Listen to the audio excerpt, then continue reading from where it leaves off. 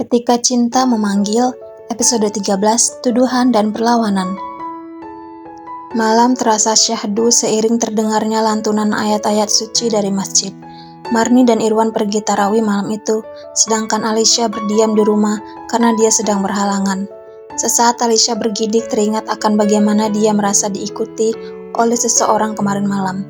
Kini hanya seorang diri berada di rumah membuatnya merasa takut.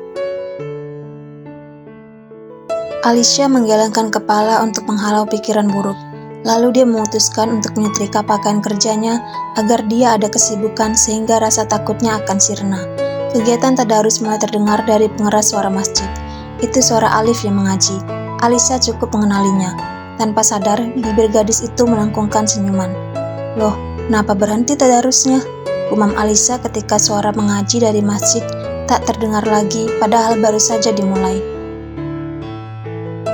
Selang beberapa lama, suara sekelompok orang di luar rumah menarik perhatian Alicia. Kedengarannya mereka sedang membicarakan sesuatu yang terjadi di masjid. Alicia pun segera mencabut kabel setrika, mengenakan kerudungnya dan bergegas berjalan keluar rumah. Terlihat beberapa orang wanita parubaya yang baru saja pulang tarawih. "Tante, ada apa di masjid? Kenapa tadarusnya tiba-tiba berhenti dan kayak ada keramaian gitu di sana?" tanya Alicia ingin tahu. "Oh, itu Neng, Alif dituduh mencuri di rumahnya Mas David," jawab salah seorang wanita parubaya tersebut.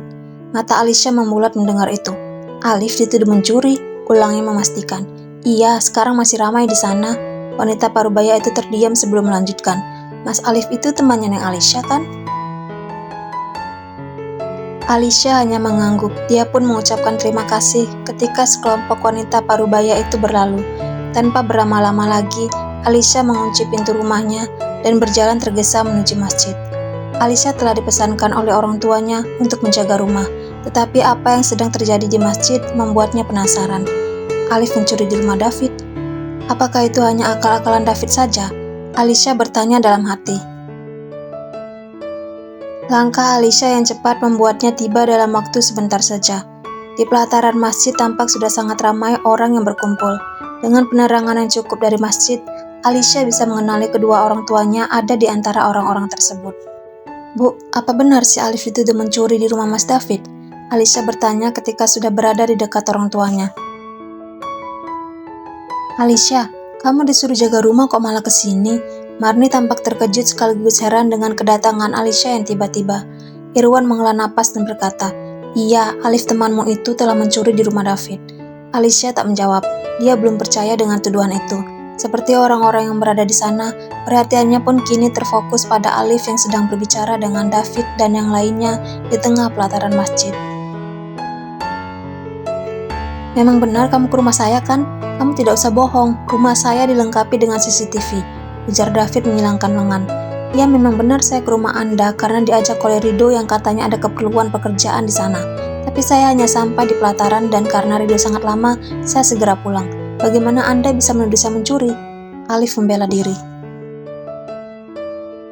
"Saudara sekalian, kalian tahu apa yang dia curi?" David mengedarkan pandangannya dan berkata lagi, "Dia mencuri uang simpanan masyarakat yang masih berada di brankas rumah saya karena belum sempat saya tabung ke bank." Warga terperangah mendengar perkataan David, lantas memandang sinis pada Alif. "Jangan mengada-ada Mas David," serga Alif. "Tuduhan Anda itu tidak berdasar. Buktikan saja dengan rekaman CCTV di rumah Anda itu. Apakah ada rekaman saya mencuri atau tidak? Lalu, panggil Rido sebagai saksi." Alif berkata dengan sangat tenang. David tersenyum sinis. "Kamu menantang saya?" "Saya bukan menantang. Saya hanya minta bukti karena saya tidak merasa mencuri seperti yang Anda tuduhkan." "Alif tidak mungkin mencuri." Alicia tiba-tiba saja berkata lantang, membuat semua perhatian kini tertuju padanya. Tanpa bisa dicegah, Alicia sudah berjalan mendekati Alif. Marni dan Irwan tersentak sesaat melihat apa yang dilakukan oleh anak mereka. Marni memanggil Alicia, tetapi anak gadisnya itu tak menoleh padanya. David dan Arinda juga merasa heran melihat kehadiran Alicia. Begitupun orang-orang di pelataran masjid yang kini berbisik-bisik menatapnya. "Itu pasti hanya tuduhan Mas David untuk memfitnah Alif," hardik Alicia lagi. David hanya tersenyum, senyum yang membuat Alicia semakin muak padanya. Alicia ini kan teman baiknya si Alif. Jangan-jangan mereka bersekongkol, makanya Alicia membela. Tuduh salah seorang warga yang disetujui oleh warga lain.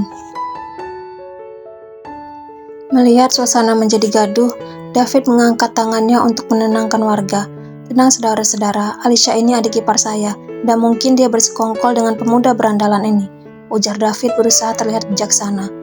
Alicia, kamu ngapain kesini dan belain Alif? Bikin malu aja, tukas Arinda pada adiknya. David menoleh pada kedua mertuanya dan berkata, Pak, Bu, bawa Alicia pulang.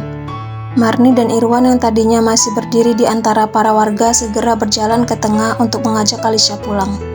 Mereka juga menegaskan sekali lagi pada para warga bahwa Alicia tidak bersekongkol dengan Alif.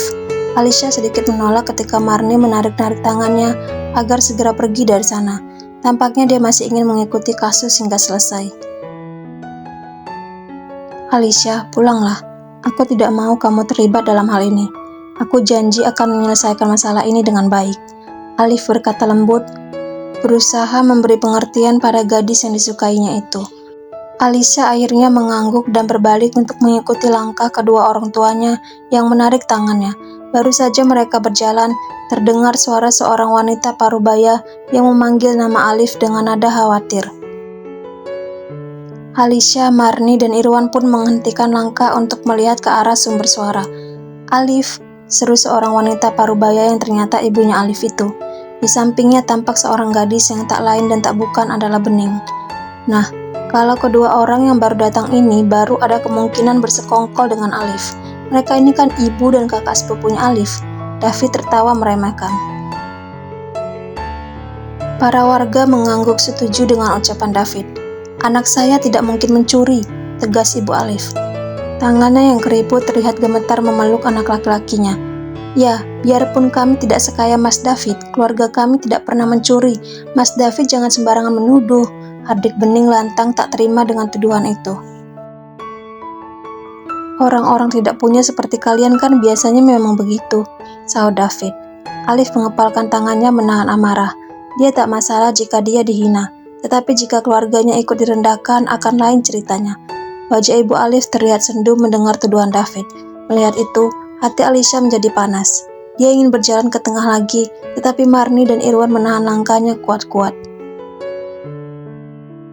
Setidaknya kami lebih baik daripada orang kaya sepertimu yang hartanya pun didapat dengan cara tidak halal, tuding Bening. Sudah miskin, tukang fitnah lagi, David tertawa. Tanpa bisa dicegah, Bening mendekati David dengan wajah penuh amarah. Arinda yang melihat itu segera memeluk tubuh suaminya. Dia takut Bening akan menampar David.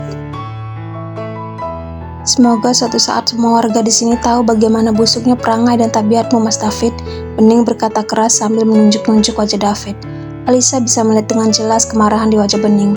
Sepertinya selain fitnah terhadap Alif, Bening juga marah karena keburukan tentang David sebagai informasi dari Sinta itu yang belum terbongkar hingga kini. Jangankan Bening yang merupakan keluarganya Alif, Alicia yang hanya temannya pun merasa sangat marah akan tuduhan dari David tersebut. Apalagi jika tuduhan itu memang sengaja dibuat David untuk menjatuhkan martabat keluarga Alif. Sudah, harap semua pihak bersabar, jangan buat keributan di masjid. Penjaga masjid yang sejak tadi diam pun berusaha menenangkan semuanya.